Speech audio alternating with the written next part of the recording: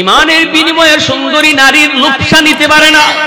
কারণ দুনিয়ার যত সুন্দরী নারী হোক না কেন জান্নাতি হুরের চেয়ে সুন্দর হবেই তো না, ঠিক কিনা? আল্লাহ এমন একজন দুইজন নয়, 70 জন জান্নাতি সুন্দরী হুর আল্লাহ পাক তোমার জন্য রেখে দিয়েছে রে যুবক। ওই জান্নাতি যুবক যখন জান্নাতে যায় জান্নাতের লেকের পারে বসবে, লেকের পারে বইসে বইসে যখন জান্নাতে লেকের পারের মাছগুলিকে দেখবি আর বলবে এত সুন্দর মাছ, একটা মাছ রূপালী একটা সোনালী, আর বলবি মালিক এত সুন্দর সোনালী রূপালী মাছ দেখতে এত সুন্দর, না জানি খাইতে কত মজা।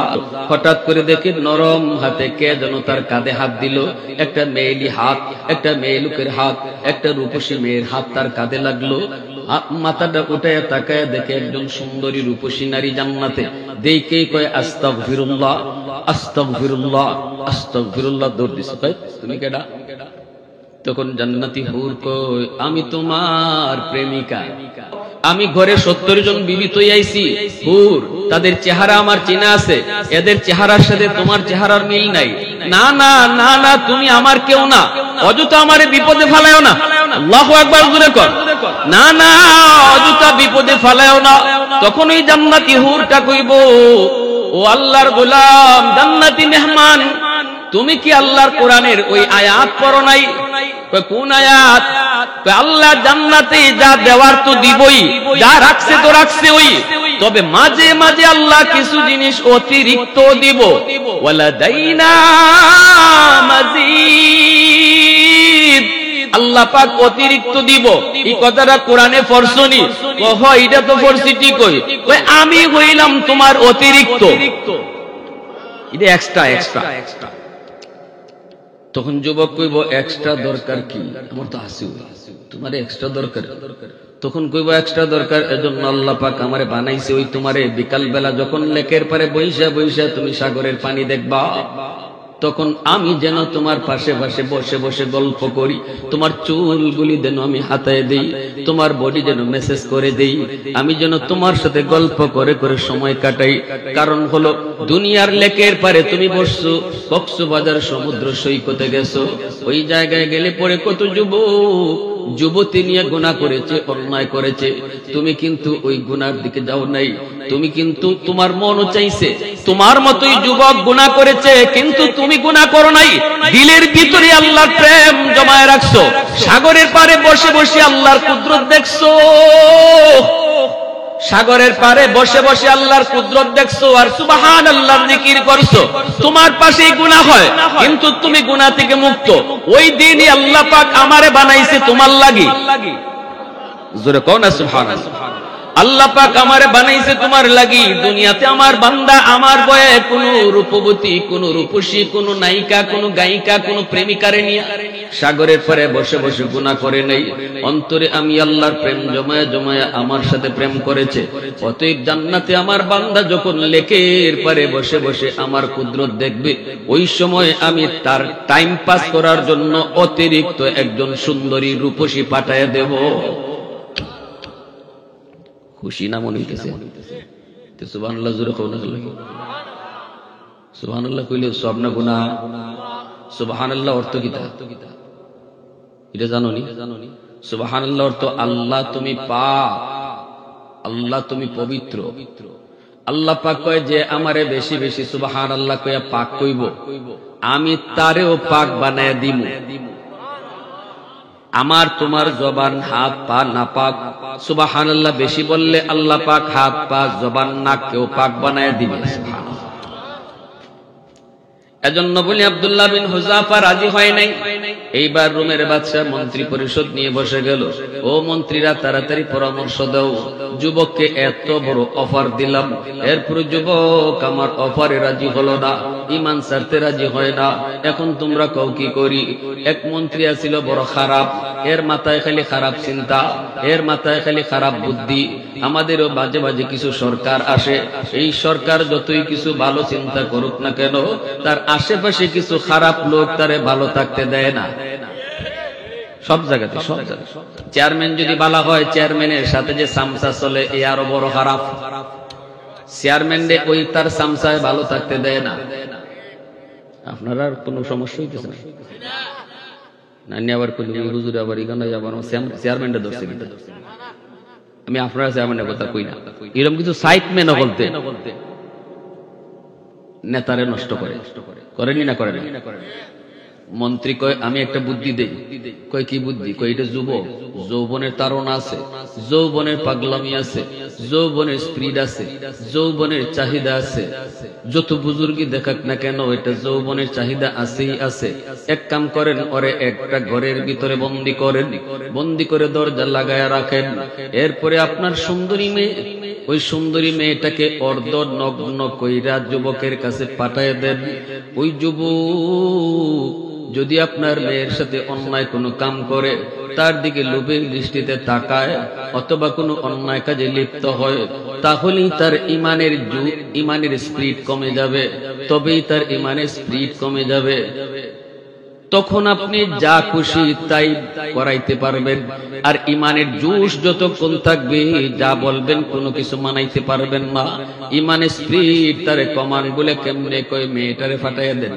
আব্দুল্লাহ বিন হুযাফাকে ঘরের ভিতরে আটকায় রাখলো। টাটকা যুবক, 25 বছরের একজন যুবক, রুমের বাচ্চা পাঠাইয়া দিছে। মেয়েটারে কয় মা এই রুমের ভিতরে ঢুকবা, ঢুইকা দেখবে একটা যুবক, এই যুবক যা চায় তার সাথে তা করবা। নাউজুবিল্লাহ, জোরে কোন। বাপে পাঠাইছে মেয়েরে, যেমন বাপ এমন মেয়ে, ঠিক না? হ্যাঁ, ফুরি কই ঠিক আছে আব্বা, তোমার মনের আশা পূরণ করব। অর্ধ নগ্ন হইয়া এত সুন্দর রূপসী ঢুকছে। ঢুইকেই দেখে যুবক রুমের ভিতরে যায় নামাজে দাঁড়ানো। নবী সাহাবী, এই রুমের বাদশার মেয়ে দুইকেই দেখে যুবক রুমের ভিতরে নামাজে দাঁড়ানো। এইবার মনে মনে চিন্তা করে, যুবক তুমি যে নামাজ পড়ো, তোমার নামাজ পড়া ছাড়াইতেছি। ডাইনে একবার যায়, সামনে একবার যায়, পিছনে একবার যায়, বডি দেখায়, রূপ দেখায়, জৌলুসতা দেখায়, কিন্তু নবীর সাহাবী নামাজে। এ তো আমাদের মতো নামাজ না, মশায় কামড় দিলে ঠাস করে মারি লিতাম। আব্দুল্লাহ বিন হুযাফার তো কোনো খবর নাই। ওই বাদশার মেয়ে কয়, বুঝছি যুবক, তুমি তো সালাম ফিরাইবা, সালাম ফিরাইলে পরে তো আমারে দেখতেই ভাই। দেখি তোমার যেদিকে সালাম ফিরাইবা, এই বাম কাঁধে তোমার বডির সাথে লাগায় বই থাকমু, দেখো না কেমনে দেখমু। বাম দিকে সালাম ফিরাবেন, মেয়েটা বডির সাথে লাগায় বৈশা রইছে। আব্দুল্লাহ বিন হুযাফা, আসসালামু আলাইকুম ওয়া রাহমাতুল্লাহ। ডান দিকে সালাম, বাম দিকে সালাম ফিরায় কয়, আসসালামু আলাইকুম ওয়া রাহমাতুল্লাহ। এখন তো স্বাভাবিক হুঁশ ফিরছে, ফিরেই দেখে বাম পাশে গজব। বাম পাশে দেরি নাই, সাথে সাথে আবার যায় নামাজে দাঁড়াইয়ে কয়, আল্লাহু আকবার। আবার নামাজে। বাদশার ফুরি কো, আল্লাহ, এটা মানুষ না বুঝতে হবে। রাস্তা দিয়ে আইটটা গেলে যুবকের মাথা ঘুরে ফিরে যায়, আমারে দেখলে এই জায়গা তার দ্বারায় আমি ঘেঁষাঘেঁষি করি, চাই না। মানুষ না আর কিছু, মানুষ না আর কিছু। হায় রে এটা কি, হায় রে এটা কি। ডানে বামে ঘুরে ঘন্টার ঘন্টা চলে যায়, খবর নেই। বাচ্চা মন্ত্রী পরিষদ লিয়ে বাহিরে অপেক্ষায়। মেয়ে আইয়া কইব কাম সারছি, কিন্তু মেয়ে একটু পরে বের হয়ে কয় বাবা। মা কয় মা হইছিনি, বা মেয়ে কয় বাবা হইছে। তবে কার কাছে আমারে ফাটাইছো গো আব্বা? কার কাছে ফাটাইছে? এ তো মানুষ নয়। আর কিছু সময় যদি আমি তার কাছে থাকি, আমিও তার ধর্ম কালেমা পড়ে মুসলমান হয়ে যাব।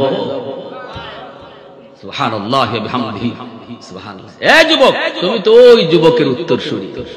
শোনো কি কাহিনী শোনাইতেছি। এরকমই একজন যুবকের কাহিনী শোনাইতেছি। তোমার ওই যৌবন কালটা চলে, কি ছিল তাদের সোনালী ইতিহাস, তাদের দ্বারাই তো ইসলাম পাইছি, ঠিক কিনা?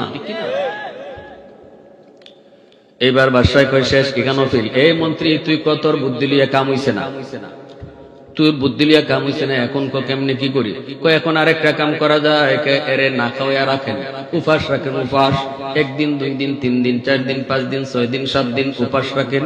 7 দিনের মাথায় ওর কাছে নিয়ে হাজির করবেন শুয়োরের গোশত আর শরাব, মদ। মদ হলো পানি আর গোশত হলো শুয়োরের গোশত। মদ খাওয়া হালাল না হারাম? শুয়োরের গোশত খাওয়া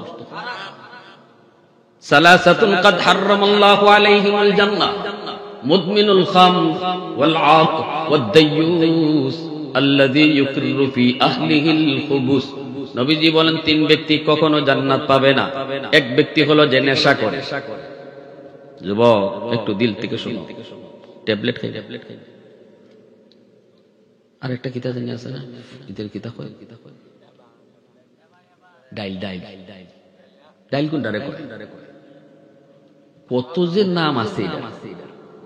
এখন তো শহরে বন্ধুর এক সময় আসছিল, এখন গ্রামগঞ্জ আইছে, আইছে না, ও তো মাতে না, একজন চুপচাপ বুঝেছে। এই ধরনের নেশায় যারা অভ্যস্ত, আল্লাহ রসুল কই এরা কখনো জান্নাত পাবে না। নাউজুবিল্লাহ, জোরে কও, একটু ভালো করে শুনো, যদিও একটু মজা করে কইতেছি, কথাটা বুঝছো। নবী কই যারা নেশায় মগ্ন এরা জান্নাত পাবে না। সালাসাতুন কাদ হারামাল্লাহু আলাইহিমুল জান্নাহ, আল্লাহ জান্নাত হারাম করে দিবে। যে মানুষটা নেশায় অভ্যস্ত, নেশা না করলে তার ভালো লাগে না, এ জান্নাত পাবে না। দুই নম্বর হলো ওয়াল আক, যেই সন্তান মারে কষ্ট দেয়, বাবারে কষ্ট দেয়, মার কলিজায় আঘাত দেয়, বাবার কলিজায় আঘাত দেয়, মারে বাদ দেয় না, বাবারে বাদ দেয় না, আল্লাহর নবী বলেন এই সন্তানও কখনো জান্নাত পাবে না, তার জন্য জান্নাত আল্লাহ হারাম করে দিবেন। তিন নম্বর হলো ওয়াদ দায়্যুস আল্লাযী ইউকিররু ফি আহলিহিল খুবুস, ওই বাবা, যেই বাবা মেয়েকে অন্যায় কাজ করতে দেখে এরপরও বাধা দেয় না, যেই স্বামী স্ত্রীকে অন্যায় কাজ করতে দেখে এরপরও স্ত্রীকে বাধা দেয় না, যেই ভাই ছোট বোনকে অন্যায় কাজ করতে দেখে এরপরও বোনকে বাধা দেয় না, যেই বাবা ছেলে সন্তান অন্যায় করতেছে এরপরও ছেলেরে বাধা দেয় না, যেই অভিভাবক তার অধীনস্থ মানুষের অন্যায় দেখার পরেও নীরব থাকে, এ হইল পুরুষ দায়্যুস। সে হইল কি? এই পুরুষ দায়্যুস কখনো জান্নাত পাবে না, আল্লাহ জান্নাত হারাম করে দিবে।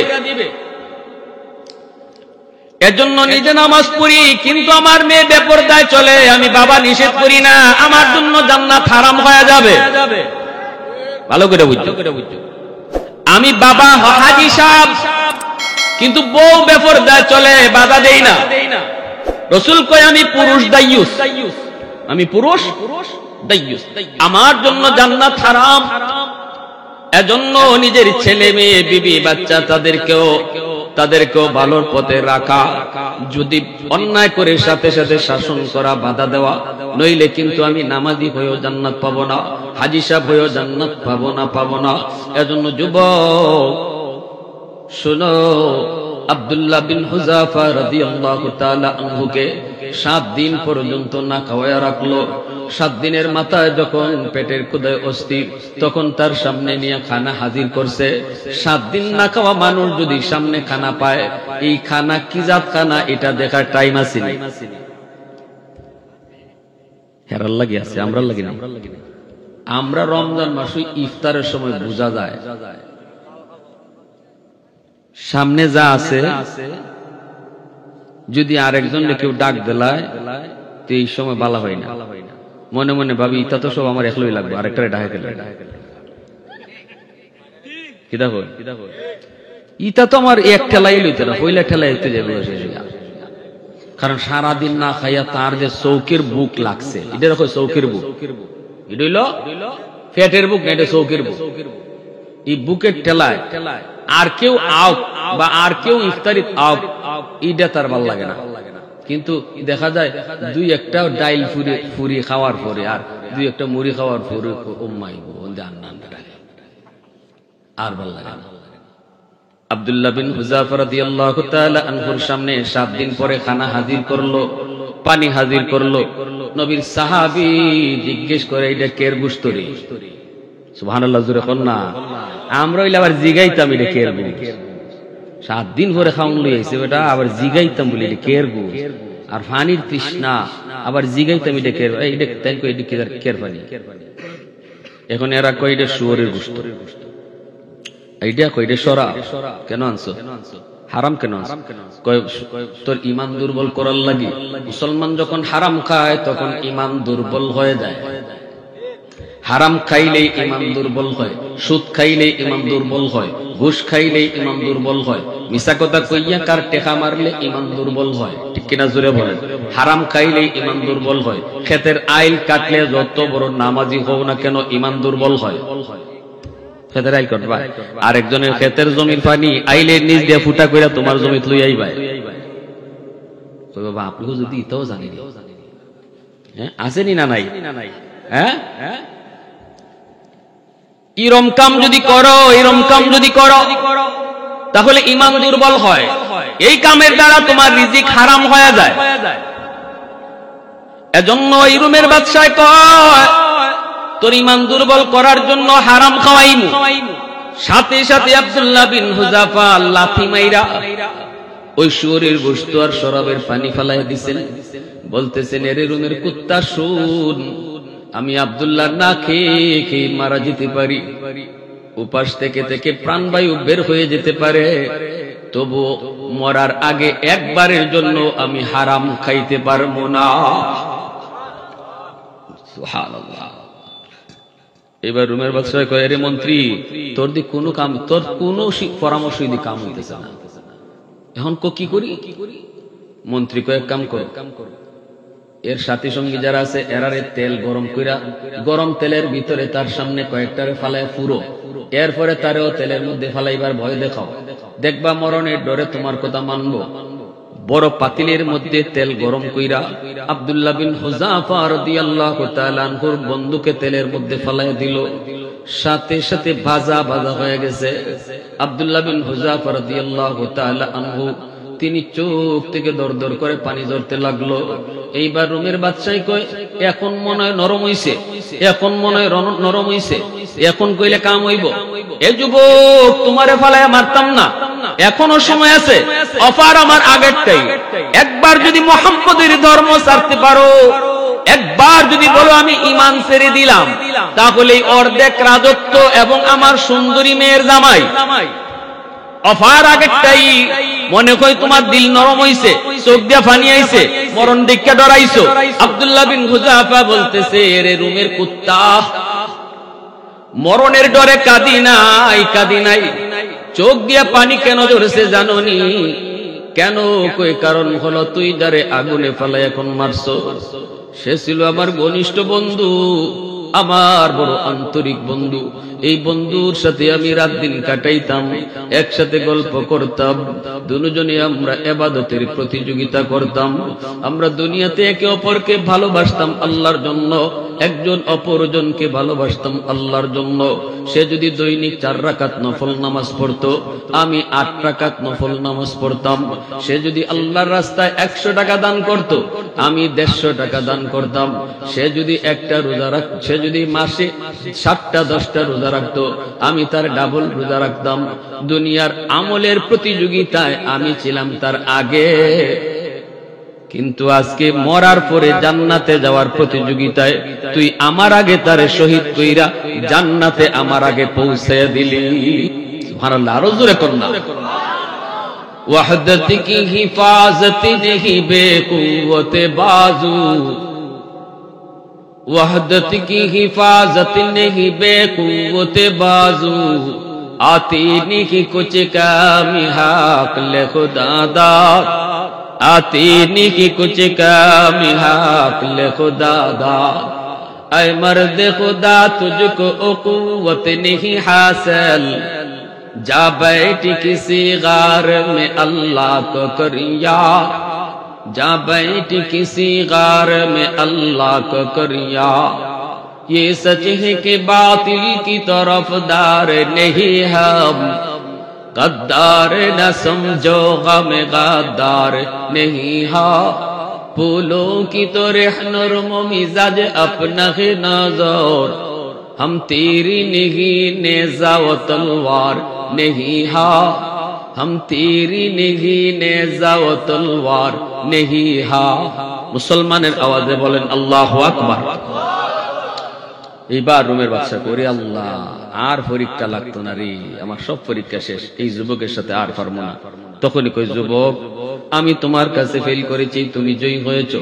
তোমাদের ঈমান বড় মজবুত, পাহাড় টলে ঈমান টলে না। যা শুনছি তা ঠিকই শুনেছি। মুসলমান জীবন দিতে পারে, ঈমান দিতে পারে না, কারণ ঈমান হলো তার সবচেয়ে বড় দৌলত। যুবক যাও, আমি তোমাকে মুক্ত করে দিব, তোমার সাথী সঙ্গী সবাইকে ছেড়ে দিব। এই অবস্থায় তোমাকে মেরে ফেলা বাহাদুরি না, কারণ তুমি হলে আমার কাছে দুর্বল, তুমি আমার কাছে বন্দী, তোমার কাছে আমার সম পরিমাণে অস্ত্র নাই। যেই মানুষটার হাতে কোনো অস্ত্র নাই তারে হত্যা করে দেওয়া বাহাদুরি নয়। তোমার হাতে বন্দুক, আমার হাতে তসবিহ, আমারে গুলি করে মেরে ফেলা বাহাদুরি না। কও না কেন, কও না কেন? আমার হাতেও বন্দুক, তোমার হাতেও বন্দুক। এবার আসো দেখি কে বাহাদুর। তোমার হাতও খালি, আমার হাতও খালি। এবার আসো দেখি কে বাহাদুর। কিন্তু তোমার হাতে অস্ত্র, আমার হাতে কিছুই নাই, আমাকে মেরে ফেলা বাহাদুরি না। রোমের বাদশাহ কয়, না রে যুবক, এই অবস্থায় তোমাকে মেরে ফেলা বাহাদুরি নয়, তোমার মতো এত বড় সাহসী যুবককে মেরে ফেলা বাহাদুরি না, এটা আমার দ্বারা অন্যায় হবে। যাও, আমি তোমাকে ছেড়ে দেব। তোমার সাহসের বড় প্রশংসা আমি করলাম, তোমার সাহসের প্রশংসা করলাম, তবে একটা শর্ত শুধু তুমি আমার মানো। কোন শর্ত? কয়, আমার হাতে একটা চুমা দিয়ে যাইবাইনি, একটা চুমা দিবাইনি তুমি। তোমার মতো একজন যুবকের চুমা খাইলো আমি নিজের সার্থক মনে করব, সব সৈন্য সহ তোমাকে মুক্তি দিয়ে দিব। আব্দুল্লাহ বিন হুযাফা কয়, আমরা আমাদের উস্তাদ আর বাপমার হাত ছাড়া কারো হাতে চুমা দেই না। কোনো বাইতে পারি না। কয়, আমার কপালে একটা চুমা দিবাইনি। আব্দুল্লাহ বিন হুযাফা কয়, কপালে চুমা দিতাম পারি, তবে আমার যে ভাই মন চায় এই ভাই দিব। বাদশাহ কয়, যে ভাই মন চায় এই ভাই খালি একটা চুমা দিলাও, আমার কপালে একটা চুমা দিলাও। আব্দুল্লাহ বিন হুযাফা কয়, তাহলে ঠিক আছে, শর্ত আমার সব সাথী সহ মুক্তি দিয়ে দিবা। কয়, সব শর্ত মানবো। আব্দুল্লাহ বিন হুযাফা তার হাতে একটা রুমাল ছিল, রুমালটারে তার কপালের মধ্যে ধরলেন, কপালের মধ্যে ধইরা রুমালের উপরে চুমা দিলেন। বাদশাহ মনে করছে তার কপালে চুমা, আর আব্দুল্লাহ বিন হুযাফা মনে করছে না, তোর কপালও না, আমি আমার রুমালও চুমা দিছি। আল্লাহু আকবার জোরে কও না। মুসলমানের বুদ্ধি আসেনি না নাই? সাহাবীদের বুদ্ধি আসেনি না নাই? কি পরিমাণ বুদ্ধি আল্লাহ দিবেন। এইবার দেখা যায় বাদশাহ খুশি, কয়, যাও, সব সহ মুক্তি দিয়ে দিলাম। আব্দুল্লাহ বিন হুযাফা সাথী সহ সবাইকে নিয়ে তারা মুক্ত হয়ে মদিনায় ফিরে আসলেন। জোরে বলি আল্লাহু আকবার। ওই ঈমান, আল্লাহ বলছে, এই ঈমানটারে যদি মূল্য দাও, আর যদি আমি আল্লাহর মহব্বত অন্তরে রাখো, গুনাহ থেকে বাঁচো, দুনিয়াতে নগদ পুরস্কার দিব, তোমার এই জীবনটারে আমি শান্তির জীবন বানায়া দিব। বউ তোমার কথা মতো চলবো, বাচ্চাগুলা তোমার কথা মতো চলবো, ব্যবসা বাণিজ্য চাকুরি বাকুরিতে আমি আল্লাহ ইজ্জত দিব, সম্মান দিব, সমাজে তোমার একটা সম্মানী পজিশন। উসমান হারুনি বহুত বড় আল্লাহর কলি। খাজা মঈনুদ্দিন চিশতি রহমাতুল্লাহি আলাইহি, খাজা মঈনুদ্দিন চিশতি রহমাতুল্লাহি আলাইহির পীর উসমান হারুনি, উনি একদিন খাদেম লয়া, শীতের দিন, এরকম ঠান্ডার দিন, খাদেম নিয়ে রওনা দিছেন। হুজুর বলতেছে, বাবারে আমি একটু ওযু করব, পানি লাগবে, একটু পানি গরম করতে হবে, গরম করার জন্য তো আগুন লাগবে, দেখো তো আগুন নি পাওয়া যায়। খাদেম যে পাইছে আগুন, কিন্তু আগুনের চতুর্দিকে কিছু মানুষ আগুনের পূজা করে আর উলু উলু উলু দেয়। খাদেম যে কয়, ভাই আমার একটু আগুন দিবা? ওই এরা কয়, কেন? কয়, আমার হুজুর আগুন দিয়ে পানি গরম করবে, দিবা একটু? ওরা কয়, না, আমরা আগুনের পূজা করি, আগুনের পূজা আমরা করি, অতএব আগুন কোনো মুসলমানদের দেওয়া যাবে না। এই কথা বলতে খাদেম কয়, হুজুর আগুন তো পাইছি, কিন্তু ওরা দেয় না। হুজুর বলে, আমারে নিয়ে দাও। হুজুর আসছে না, এসে বলে, ভাই একটু আগুন দাও না, আগুন নিলে তো কমে না। কয়, কমে কি বাড়ে তা জানি না, তবে আমরা কোনো মুসলমানরা আগুন দিব না, কারণ আগুন আমাদের দেবতা, আগুন আমাদের দেবতা, ভগবান। তো উসমান হারুনি কয়, ঠিক আছে, ভগবান যে আগুন রে মানছো কেন? কয়, আগুন রে ভগবান মানলে মরণের পরে আগুনে জ্বালাবে না, এজন্য আগুনের পূজা করি, আগুনকে ভগবান বলি। উসমান হারুনি কয়, তাহলে ঠিক আছে, ভালো কথা, মরণের পরে যদি আগুন তোমাদেরকে না জ্বালায়, এটা দুনিয়াতে একটু টেস্ট করে দেখো না, মরণের পরে জ্বালাবে কি জ্বালাবে না। 60-70 বছর যাবত আগুনের পূজা করো, এখন একটু টেস্ট করে দেখো। কয়, কেমনে? কয়, আগুনের ভিতরে আঙ্গুলটা দিয়ে দেখো আঙ্গুল জানায় কি জানায় না, যদি আঙ্গুল না জ্বালায় তাহলে বুঝবা মরণের পরেও জ্বালাবে না, আর যদি দুনিয়াতে আঙ্গুল জ্বালায় তাহলে বুঝবা তোমাদের এই দেবতা টেবতা মানে আগুনের এগুলা মানতেছে না, মরণের পরেও তোমাকে ইচ্ছা মতো জ্বালাবে। এই কথা বলতে অগ্নি পূজারীরা কয়, মৌলভী তুমি তো আসছো আমাদেরকে আগুন দিয়ে জ্বালানোর জন্য, আগুনের স্বভাবই তো জ্বালানো, আগুন তো সবরই জ্বালায়। ওসমান হারুনি কয়, না, সবরে আগুন জ্বালায় না, যারা আগুনের মালিকের পূজা করে, আগুনের পূজা করে না, তাদেরকে আগুনে জ্বালায় না। কও কি তুমি আগুনের সবরে জ্বালায়? এই কথা বলতে উসমান হারুনি কয়, দেখবা, এই বইলেই তিনি সাথে সাথে আল্লাহু আকবার কইয়া আগুনের মধ্যে ঝাঁপ দিয়ে ভিতরে ঢুকে গেলেন। এইবার সবগুলি তাকায় রয়েছে, ঘটনা কি? দেখে আগুনের ভিতরে আল্লাহর ওলি উসমান হারুনি, আগুনের ভিতরে তিনি আল্লাহর জিকির করতেছেন। আগুন তার পাশ দিয়ে দাউ দাউ করে উড়ে, কিন্তু আগুন তার গায়ে টাচ করে না, পশম পর্যন্ত আগুন জ্বালায় না। 10-15 মিনিট আগুনের ভিতরে তাইকা এইবার তিনি আবারও আল্লাহু আকবার বলে আগুনের বাইরে বেরিয়ে আসলেন। এইবার অগ্নি পূজারী যারা ছিল ওরা কয়, হায় হায় হায়, আমরা এতদিন যাবৎ কাকে ভগবান বলি? আগুন তো বড় ভগবান নয়, আগুনের চেয়ে বড় ভগবান হলো যারে আগুন জ্বালাইছে না সে। এখন উসমান হারুনির ভগবান কইয়া সেজদা দেওয়া শুরু করছে। ওই দেবতা আরেকজন বাইরে গেছে, 33 কোটির থেকে আরো একটা হয়ে গেছে। যে উসমান হারুনির সেজদা দেওয়া শুরু করছে, ইনি হাতের লাঠি নিয়ে আহাম্মকের দল কই এই লাঠি দিয়ে পিটা শুরু করছেন। আরে আমি তো ভগবান না, আগুন যে আমারে জ্বালাইছে না এটা আমার কোনো কৃতিত্ব আর বাহাদুরি না। আমি যে মালিকের ইবাদত করি, তোমরা যদি সেই মালিকের ইবাদত করো তাহলে আগুন তোমাদেরকেও জ্বালাবে না। আল্লাহু আকবার। প্যারে হাজিরিনের জন্য বলতেছিলাম, উসমান হারুনি তিনি দেখায় দিয়েছেন আল্লাহর ওলিরা এভাবে আল্লাহর কুদরত নিয়ে তারা দেখাই দিয়েছেন আল্লাহর কুদরত, সত্যিকারের ধর্মের পরিচয়, আল্লাহ ওয়ালাদের পরিচয় তারা তুলে ধরেছেন। ওই হাফেজে কোরআন কয়, মা টেনশন করো না, ওরা আসতে দাও। এই কথা বলতেই সরকারি সৈন্যরা ভিতরে ঢুকছে। ভিতরে ঢুকে কয়, হাইরে এত সুন্দর মেয়েটা, হাইরে এত সুন্দর মেয়েটা। মেয়ে তো না, বলুন তো এটা মেয়ে না ছেলে? না, সবাই কথা কয় না, আবার জিম ধরেছে। আপনাদের ঠান্ডা লাগছে নাকি? একটু আওয়াজ টাওয়াজ দিলে ঠান্ডাও দূর হবে আর বোঝা যাবে, আমিও বুঝবো আপনারা সজাগ আছেন। মেয়ে না ছেলে? যেই মাত্র আইয়া কয় চলো, হাফেজ সাহেব মনে মনে কয়, ঠিক আছে আমারে নিয়ে যাও। আমাকে দইরো না, টাচ করো না, আমি নিজেই যাব। কারণ দাড়ি মুছ উঠছে না তো, 9-10 বছরের বালক, মেয়ে লোকের মতোই দেখা যায়, আবার মেয়ের লোকের পোশাক টুশাক পরা। এবার এই চলছে ভিতরে ভিতরে স্যার ওই জুব্বা এই পাঞ্জাবি এগুলা টিকে আছে, এর উপরেই মেয়ে লোকে পোশাক পরছে, আর একখান যায় নামাজ ভিতরে লুকায় রয়ে রয়েছে। গেছে মন্দিরও গিয়া হেরা রাইকে চলে আসছে সরকারি সৈন্যরা, যে থাকো তুমি এখন, রাত্রে তোমারে জিনে আইসে খাবে, আর আমাদের সিডর হবে না, আমরা বেঁচে যাব, সকালে লাশ নিয়ে যাব। এই কথাকে ওরা চলে গেছে। আর যেই মাত্র ওরা চলে আসছে, হাফেজ সাহেব মেয়ে লোকের পোশাক খুইয়া এরপরে যায় নামাজ কানে হাতে লইয়া মন্দিরের ভিতরে যায় নামাজ বিছাইয়া আল্লাহর কদমে সাজদা দেওয়া শুরু করে দিছে। ভাইয়েরা বন্ধুরা, রাত যখন 12টা বেজে গেল, সরকারের পক্ষ থেকে পাগলা ঘন্টা বাজানো হয়, সতর্কবাণী দেওয়া হয়, সিডর হওয়ার সময় হয়ে গেল, জলোচ্ছ্বাস হওয়ার সময় হয়ে গেল। সরকার সৈন্যদেরকে জনগণদেরকে সতর্ক করে দিল, যে যেখানে আছো সেখানে সতর্ক অবস্থানে চলে যাও, সিডর হওয়ার সম্ভাবনা রয়েছে। যদি জিন্নাতের বুক পছন্দ না হয়, হয়তোবা সিডর হয়ে যেতে পারে।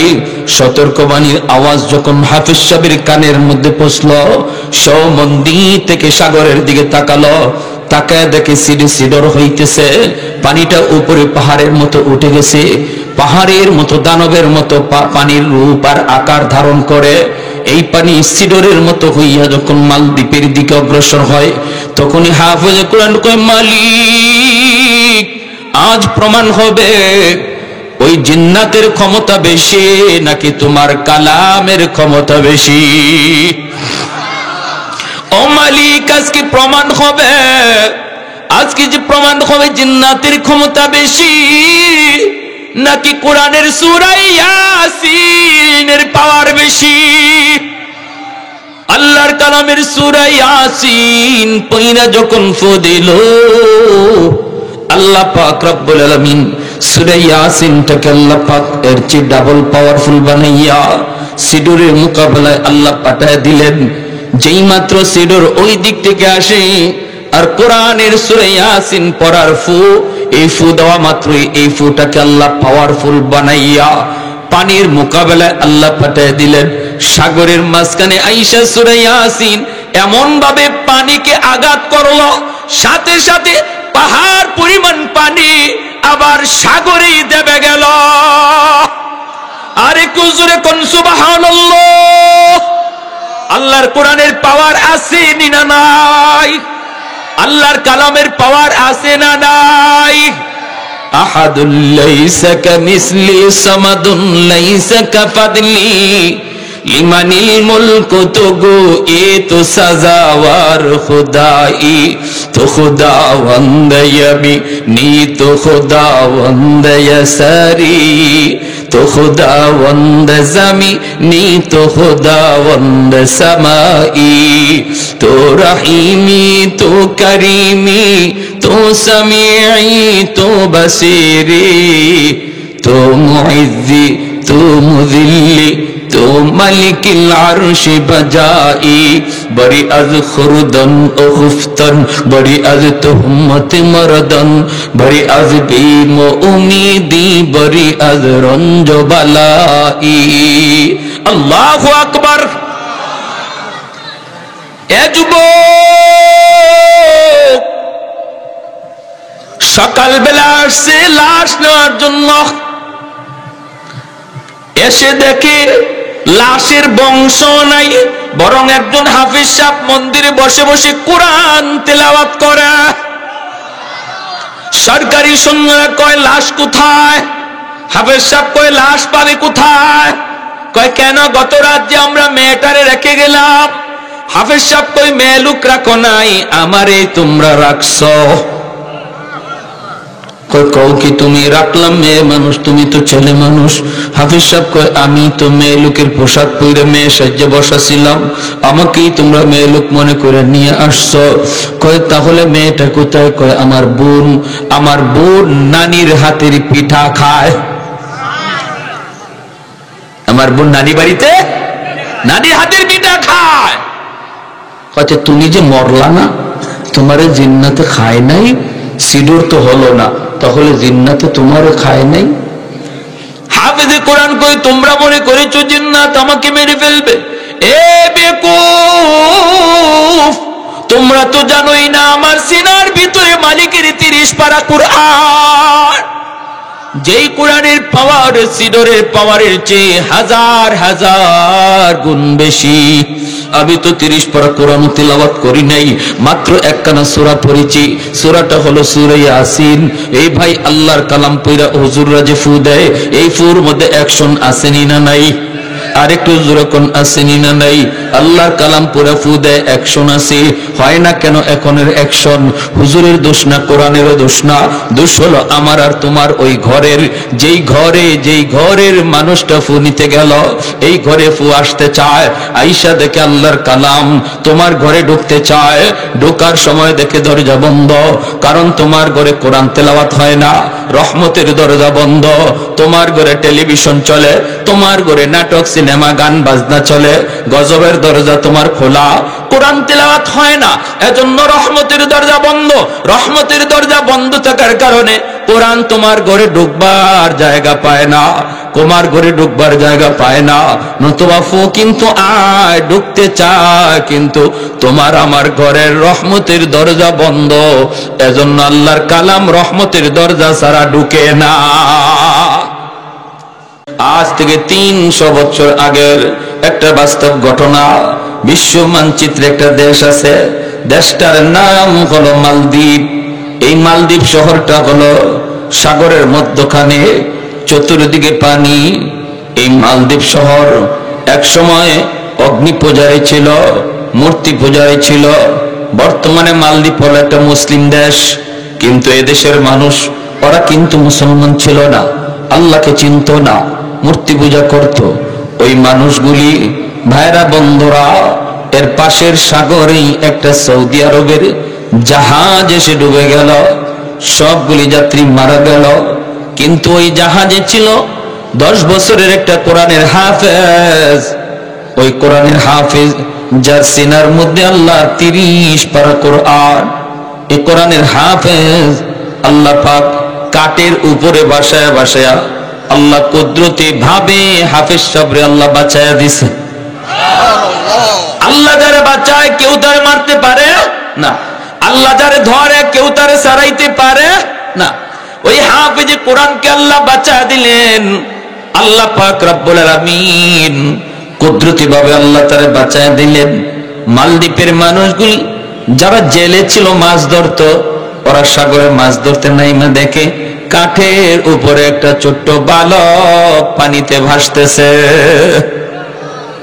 নৌকায় উঠালো, উঠাই তারা মালদ্বীপের বাজারে তুললো বিক্রি করার জন্য। অনেক চড়া দাম চাইছে, কেউ কেনার সাহস করে না। একজন হিন্দু মহিলা, সবাই তো হিন্দু, একজন হিন্দু মহিলা, সম্পদ তার অনেক বেশি, কিন্তু ছেলে সন্তান নাই, আছে শুধু একটা মেয়ে সন্তান। ওই মহিলার কানে আওয়াজ গেল যে বাজারে একটা বালক উঠছে, খুব সুন্দর, খুব সুন্দর, এই বালকটারে বিক্রি করবে তারা। মহিলা টাকা পয়সা নিয়ে হাজির। ওই জেলেদেরকে বলতেছে যত টাকা লাগে নিয়ে যাও, এই বালকটারে আমারে দাও, কারণ আমার একটা ছেলে লাগবে, আমার একটা মাত্র মেয়ে, আমার মেয়েটারে বিয়ে দেওয়ার পর আমারে দেখাশোনা করবে কে, পালবে কে, খাওয়াবে কে। এই বইলা যা টাকা চাইছে তারা এই টাকা দিয়েই হাফেজ সাহেব কিনে নিয়ে গেল। ভাইরা আমার, হাফেজ সাহেব মহিলার ঘরে গেল, আম্মা কয়া ডাকি, মহিলাও তার সন্তান কয়া ডাকতেছে, বোনটায় তারে ভাইয়া কয়, সেও বোনটারে বোন কয়া আদর করে। এইভাবে দিন যায়, রাত যায়, হাফেজ কোরআন এখনো তার পরিচয় দেয় না। সে যে কোরআনের হাফেজ এখনো তার পরিচয় দেয় না। আর হিন্দু মহিলা কোরআন কি জিনিস হয়তো বুঝেই না, কোরআনের হাফেজ কারে কয় তাও হয়তো জানে না। হঠাৎ করে একদিন কোরআনের হাফেজ দেখে ও তার মা কাঁদতেছে, ডাক দেয়া কো মা, কেন তুমি কান্না করো, কেন তুমি কান্না করো? মহিলা কই বাবারে কান্না করি একটা কারণে, প্রতি বছর মালদ্বীপে সিডর হয়, সিডর জল চাষ। হঠাৎ করে রাত যখন 12টা বেজে যায়, নির্দিষ্ট তারিখে রাত 12টা বাজে, সাগরের পানি ভয়ঙ্কর রূপ ধরে মালদ্বীপ শহরে আক্রমণ করে, অসংখ্য অগণিত মানুষ মারা যায়। বাদশাহ জ্যোতিষীদেরকে বলল, গণকদেরকে বলল, তোমরা গণনা করে বের করো, জ্যোতিষী বিদ্যা পরে বের করো, কেন প্রতি বছর এমন হয়, অসংখ্য মানুষের প্রাণহানি ঘটে, এর থেকে উদ্ধার হওয়ার কোনো পথ আছে কিনা। জ্যোতিষীরা জ্যোতিষী বিদ্যা পড়ে, গণকেরা গণনা করে জানায় দেয়, বাদশাহ জাহাপনা, এটা একটা খবিস জিন্নাতের কাজ, এই জিন্নাতে এই কামটা করে। যদি এর থেকে বাঁচতে হয় তাহলে প্রতি বছর ওই নির্ধারিত তারিখে সন্ধ্যাবেলা একটা সুন্দরী কুমারী মেয়েকে সাগরের পারে যে রাম মন্দির, ওই রাম মন্দিরে রেখে দেওয়া লাগবে, তাহলে সিডর হবে না। এটা হলো জিন্নাতের ভোগ। ভোগ যদি দেওয়া হয় তাহলে আর সিডর হবে না, কিন্তু ওই সুন্দরী কুমারী মেয়েটাকে আর জীবিত পাওয়া যাবে না, সকাল বেলা তার লাশ পাওয়া যাবে, লাশ। এইবার বাদশা আদেশ দিল, তাহলে তাড়াতাড়ি করে সুন্দরী মেয়েদের তালিকা তৈরি করো, তালিকা তৈরি করে প্রতি বছর লটারি দাও, লটারিতে যেই মেয়েটার নাম উঠবে এই মেয়েটাকে আমরা রাম মন্দিরে রেখে দিব। বৃহৎ স্বার্থের দিকে খেয়াল করে সুক্ষুদ্র ছোট্ট স্বার্থের জলাঞ্জলি হবে, এই চিন্তা করে প্রতি বছর লটারি দেওয়া হয়। এই বছর লটারিতে আমার একমাত্র মেয়ের নাম উঠে গেছে রে বাবা। সন্ধ্যা হলে পরেই তারা সরকারি সৈন্য এসে আমার সুন্দরী মেয়েটাকে জোর করে তারা নিয়ে যাবে, মন্দিরে রেখে দিবে, সকালবেলা যায় তার লাশ পাওয়া যাবে। এজন্য আমি মা কাঁদতেছি বাবা, বলতো আমি মা মা, কেমন করে সেটা সইব? এত আদর করে যেই বাচ্চারে লালন পালন করলাম, চোখের সামনে আমার মেয়েটাকে জিন্নাতের বুক বানানো হবে। এই কথা বলতে হাফেজে কোরআন কই, মা টেনশন করো না, কোনো চিন্তার কারণ নাই গো মা, আমি এর সমাধান দিব। আল্লাহু আকবার, জোরে কর। হাফেজ সাহেব কয় আমি সমাধান দিব। আমি মহিলায় কই কেমনে?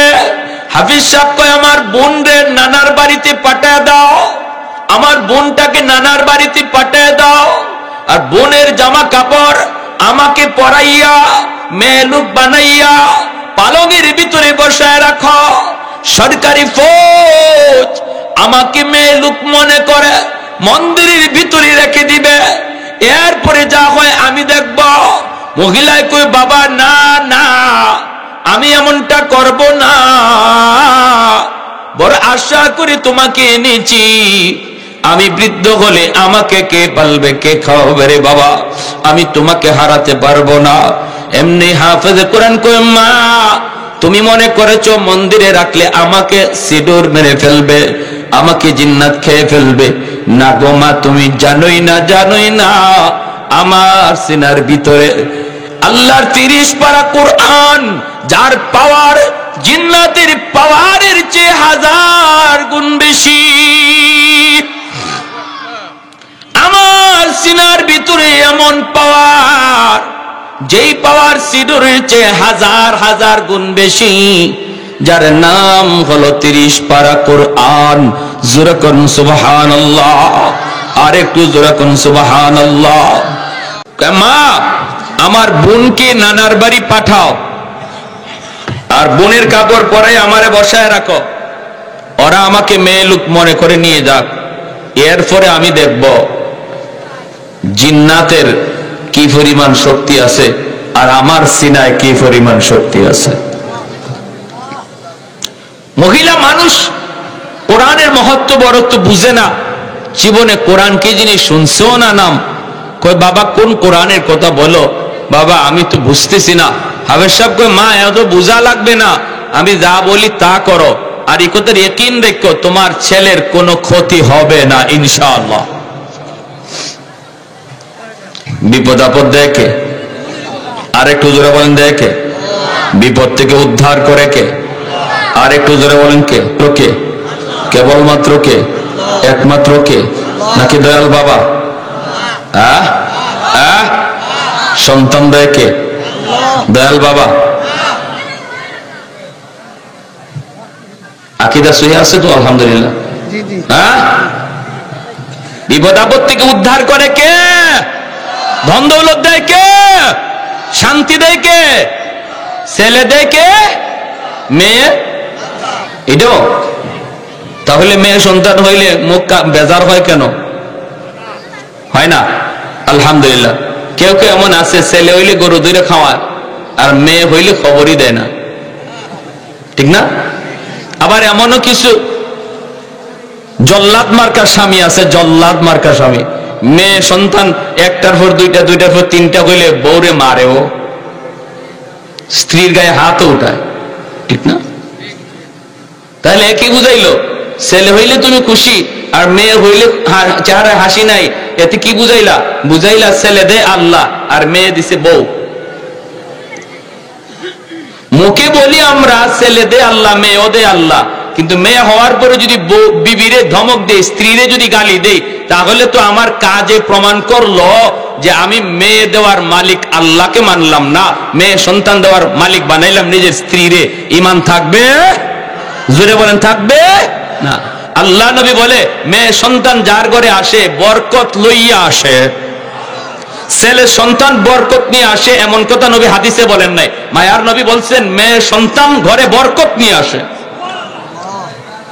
আর তুমি আর আমি মেয়ে সন্তান হইলে পরে মুখ বেজার করি। মাজারে গিয়া সন্তান চাওয়া যাবে? বাবার দরবারে সন্তান চাওয়া যাবে? চাইলে ঈমান থাকবে না যাবে? যাবে, ঈমান থাকবে না। সাবধান আমার ভাইয়েরা, মনে রাখবা আল্লাহর কাছে চাইলে পাওয়াও যায়, সওয়াবও হয়। আর মাজারে গিয়া, দরবারে গিয়া চাইলে পাওয়াও যায় না, ইমানও যায়। ঠিক কিনা? আল্লাহ আমাদের সহি বুঝদান করো। সবাই বলি আমিন। আর একটু জোরে বলি আমিন। ওই হাফেজ সাহেব কয়, মা, বিপদ আপদ দেওয়ার মালিক আল্লাহ, আর ওই মালিকের কালাম আমার সিনায়, অতএব কোনো টেনশন করো না। আমার বোনরে নানার বাড়ি পাঠাও, আর বোনের কাপড় আমারে পরাইয়া মেয়ে লোক বানাইয়া বিছানায় বসায় রাখো। আল্লাহর কসম আমার কোনো ক্ষতি হবে না। মহিলা মানুষ এত কিছু বুঝে না, কোরআন কি জিনিস বুঝেও না, কোরআন কি জিনিস জানেও না। হাফেজে কোরআনের কথায় বিশ্বাস করলো। ঘটনাটা উল্লেখ করেছেন বিশ্ববিখ্যাত পর্যটক আল্লামা ইবনে বতুতা তার রিহলাতে ইবনে বতুতা নামক কিতাবে। আজ থেকে 300-350 বছর আগের বাস্তব ঘটনা, বাস্তব একটা ঘটনা। সন্ধ্যাবেলায় সরকারি সৈন্য এসে দরজায় নক করেছে, টক টক টক। মহিলা দরজা খুলে দিছে। খুইলেই দেখি সরকারি সৈন্য। তার মেয়েরে ধরে নেওয়ার জন্য আসছি। মেয়ে তো নাই, কিন্তু মেয়ের পোশাক পরায় ছেলেরে বসায় রাখছি। এই খবর তো সরকারি সৈন্যদের নাই, ঠিক না? কিন্তু এরপর মহিলার ভয়, হায় আমার ছেলেটারে আজকে মন্দিরের ভিতরে রেখে দিবে, না জানি আমার ছেলের কোনো ক্ষতি হয়ে যায় কিনা। মহিলা সরকারি সৈন্য দেখেই ভয়, কয় রাম রাম রাম রাম। হাফিজ সাহেব কয় রাম কইও না, রামে কাম দিব না, কাম দিলে দিবে আমার আল্লাহ। ঠিক না? রামে কাম হয়? এরা তো কোনো কিছু দেখলেই, অবাক কিছু দেখলেই এটারে রাম আর ভগবান কইতে দেরি হয় না। বট গাছ যদি 100 বছর হয়ে যায়, এটাই ভগবান। গঙ্গা নদী, এটাও বলে ভগবান। তুলসী গাছ, এটাও ভগবান। কেন? তুলসী পাতা খাইলে কাশ কমে যায়, অতএব এটার মধ্যে যখন এতটুকু শক্তি আছে, ক্ষমতা আছে, তাহলে তুলসী গাছও ভগবান। গাভীও ভগবান। কেন? গাভী দুধ দেয়, অথচ উলান কাটলে পরে দুধের বংশ মিলে না, তাহলে গাভীও ভগবান। আল্লাহর নবী খানা কাবার ভিতরে মূর্তি পাইছেন গিয়ে 360টা মূর্তি নবী ভাঙছেন। দেবতা হইল 360টা। এই 360 দেবতা বাড়তে বাড়তে এখন 33 কোটি হয়েছে। কেমনে বাড়ে কইমু? অসুবিধা আছে আপনাদের? যেই সময় মুসলমানের ফুতে অ্যাকশন ছিল, হুজুররা ফু দিত, অ্যাকশন হয়ে যেত, ডাক্তারের কাছে যাওয়া লাগতো না, হুজুরের ফুতেই রোগ ভালো হয়ে যাইত। ওই সময়ে মুসলমানের ঘরে ফজরের পরে কোরআন তেলাওয়াতের আওয়াজ শোনা যাইত, ঠিক কিনা জোরে এখন? আর এখন মুসলমানের ঘরে সারা রাত গান বাজে, সারা রাত গান বাজে, মহিলায়ও গান শুনে। High high high high high, কোথায় গেল? বা আমার ভাইয়েরা, বন্ধুরা, এজন্যই বলতেছিলাম, হাফেজ সাহেব যখন পরে ফু দিয়া দিছে, আল্লাহর রহমতে সাথে সাথে পানি দেবে গেছে। সরকারি ফৌজরা গিয়া বাদশারে খবর দিছে। বাদশা দৌড়ে আসছে মন্ত্রী পরিষদ লইয়া। আইয়ে কয়, বাবা কও কি তুমি, তোমার কোরআনের মধ্যে যদি এত ক্ষমতা থাকে, তাহলে আমরা কেন অন্ধকার ধর্ম লইয়া পড়ে রইছি? আমরা কেন অন্ধকারে ডুবে রইছি? তাহলে আমি একটু নিজের চোখে দেখবো বাবা, এটা সত্যি কোরআনের পাওয়ার কিনা। আগামী বছর এই তারিখে আবার তোমাকে রাখবো। যদি কোরআনের ক্ষমতা প্রমাণিত হয়, আমি বাদশা কথা দিলাম, মন্ত্রী পরিষদ জনগণ সব লইয়া একসাথে তোমার হাত ধরে কালেমা পড়ে মুসলমান হয়ে যাব। ভাইয়েরা, বন্ধুরা, পরের বছরে কি তারিখে মন্দিরে হাফেজ সাহেবকে রেখে দেওয়া হয়। আর আমার ভাইয়েরা, এইভাবে আবারও সেটার হয়। বাদশা মন্ত্রী পরিষদ লইয়া সাগরের পারে দাঁড়ায় দাঁড়ায় তামসা দেখে পানি উঠতেছে। হঠাৎ করে দেখে মন্দির থেকে একটা আগুনের লোক্কা আসতেছে। এটাই হলো হাফেজ কোরআনের কোরআন তেলাওয়াতের ফু। এই ফুটা সেই পানিটাকে আবার জায়গা দাবায় দিল। সাথে সাথে হাফেজ কোরআনের হাতে হাত রেখে ওই মালদ্বীপের বাদশা মন্ত্রী পরিষদ জনগণ একসাথে কালেমা পড়ে মুসলমান হয়। সেই দিন থেকে মালদ্বীপ পৃথিবীর ইতিহাসে ইসলামী দেশ হিসাবে পরিচিত, আজও মুসলিম কান্ট্রি হিসাবে পরিচিত। আল্লাহু আকবার, আল্লাহু আকবার। ভাইয়েরা আমার, তাহলে আল্লাহর কালামের পাওয়ার আসেনি না নাই? আরো যেরকম আসেনি না নাই? এজন্য আল্লাহ বলছে যেখানে কোরআনের প্রতিষ্ঠান আছে, যেখানে কোরআনের আওয়াজ আছে, কোরআনের তেলাওয়াত আছে, আমি আপনি ফজরের সময় ঘুমায়া থাকি ঠান্ডার মধ্যে, আর কি মজা কইরা ঘুমাই, আর ওই ফজরের আগে ছোট ছোট বাচ্চারা এই শীতের মধ্যে ঠান্ডা পানিতে ওযু কইরা আমার মালিকের কোরআন তেলাওয়াতে বসে যায়, কোরআন তেলাওয়াতে বসে যায়। আর এই দৃশ্য দেখে আল্লাহ জমিনের মধ্যে রহমত নাজিল করতে থাকে।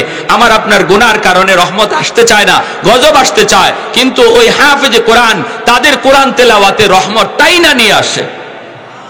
তাহলে কোরআনের খাতিরে আল্লাহ আমারে আপনারে টিকায় রাখছে, বাঁচায় রাখছে। ভাইরে, এজন্য বলি, ঘরে যদি রহমত চাও সন্তানটারে হাফেজ বানাও, ঘরে যদি শান্তি চাও নাতিটারে হাফেজ বানাও, আলেম বানাও, আল্লাহর পক্ষ থেকে ঘরে রহমত নাজিল হবে। যে এলাকার মানুষগুলি এরকম মাদ্রাসারে কদর করবে, হাফেজ সাহেব কইব, আল্লাহ ওই মানুষগুলি আমারে দেখাও, তাদেরকে ছাড়া আমি জান্নাতে যাব না। আল্লাহ বলবে, ফেরেশতারা যাও জাহান্নাম থেকে মানুষগুলার তুইলা আনো। ওই মানুষে তুইলা আনার পর হাদিস শরীফে নবী বলেন দুইটা সারিতে দাঁড় করানো হবে, আপনাদের এলাকার সব মানুষকে দাঁড় করানো হবে। এইভাবে দাঁড় করাইয়া হাফেজ সাহেবদেরকে মাঝখান দিয়া ছাড়বে, আর আল্লাহ বলবে, আমার ওই কোরআনের পাখিরে কারা কারা চিনো, একটু হাত উঠাও। একজনে কইব, হুজুর আপনি আমারে চিনছেন, আনাল্লাযী সাকাইতুকা মাআ, আমি আপনাকে এক গ্লাস পানি পান করাইছিলাম। আরেকজনে কইব, হুজুর আপনি আমারে চিনছেন, আনাল্লাযী ওয়াহাবতু লাকা ওযুআ, আমি আপনাকে এক বন্না ওযুর পানি দিছিলাম। মুহাদ্দিসিনে কেরাম হাদিসের ব্যাখ্যায় লিখেন, নবী শুধু দুই কথা বইলা দুই কথাই শেষ দিলেন না, এইভাবে অসংখ্য মানুষ দাঁড়ায় কইব, হুজুর আমি যে মাদ্রাসায় পড়ে আপনি হাফেজ হইছেন, এই মাদ্রাসায় 1000 টাকা দিছিলাম, 10,000 টাকা দিছিলাম, আমি 2 বস্তা ধান দিছিলাম, চাল দিছিলাম। এইভাবে যত মানুষ পরিচয় দিবে, আল্লাহ বলবে, বরযাত্রীর মতো আমার কোরআনের পাখির সাথে সবাইকে জান্নাতে দিয়ে দাও। হাসরের মাঠে বহু মানুষ শুধু মাদ্রাসাকে মহব্বত করার উসিলায় জান্নাত পেয়ে যাবে। কারা কারা মহব্বত করতে রাজি, হাত উঠে আল্লাহকে দেখান। আল্লাহ তুমি কবুল করো, মঞ্জুর করো। আমি মুসাফির মানুষ, আমার হাতে যদি একজনে 5,000 10,000 টাকার ওয়াদা করেন, হুজুর ইনশাআল্লাহ আমি নবীর এই বাগানে নবীর ঘরে আমি 5,000 টাকা দেওয়ার ওয়াদা করলাম, 10,000 টাকা দেওয়ার